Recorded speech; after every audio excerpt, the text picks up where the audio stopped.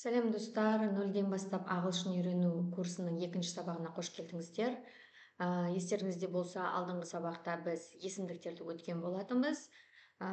Сізге үй тапсырмасына сол есімдіктерді жаттау берілген болатын, иә. Бүгінгі өтетін тақырыбымыз to be етістігі. To be етістігі дегеніміз не?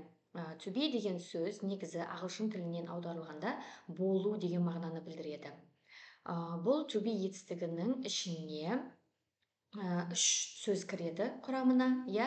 Мына жерде am, екіншісі is, үшіншісі are. Бұл сөздер жеке тұрғанда ешқандай да аудармасы жоқ. Жеке тұрғанда аударылмайды, тек жалғаулар сияқты есімдіктерге жалғанып, сол кезде ғана оның мағынасы болады.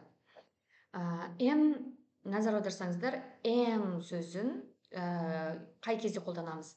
I есімдігінен кейін қолданамыз. Мысалға, I am, мен. Екеуі қосылғанда мен деген мағынаны білдіреді. Келесі is, he, she, it есімдіктерінен кейін is, to be етістігін қолданамыз.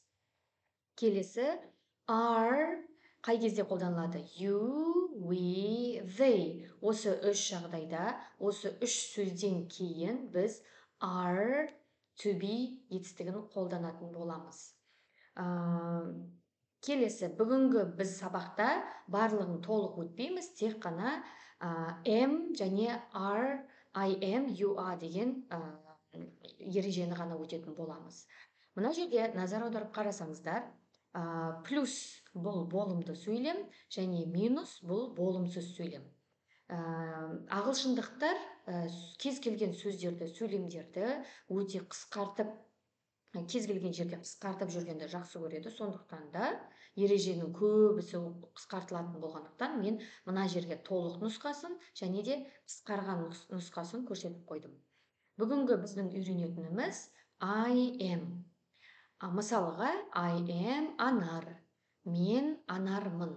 Осы жерде мына am сөзі біздің қазақ тіліндегі мына Анармын дегеннен кейінгі мын деген жалғаудың орнын басып тұр. Егер де мына жерде am to be етістігі болмаса, онда аудармасы мен Анар болар еді.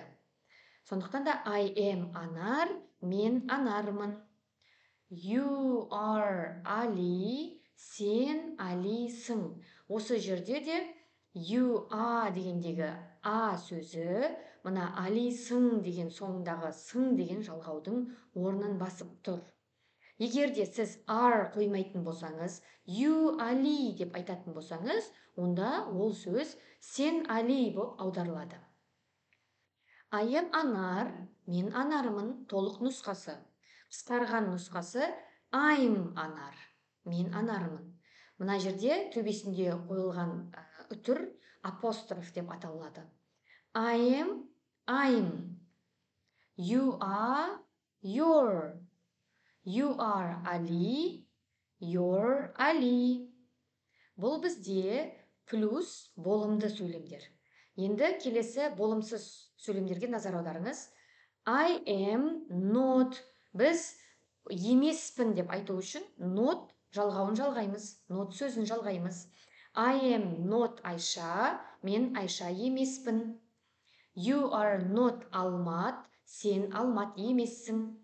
Енді қысқарған түріне назар аударыңыз. I'm not Айша.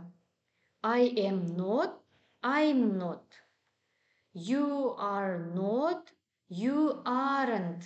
Осы жерде are мен not сөзі қосылып, aren't деген бір сөз туындайды. You aren't Алмат, сен Алмат емессің. Сонымен бүгінгі сабағымыз тамам. Сізге үй тапсырмасына осы жаттығуды беремін. Осы жерге сіз I am, you are сөздерін қойып шығуыңыз керек. Суретке назар аударып, I am, you are сөздерін қойып шығыңыз. Goodbye, see you next time.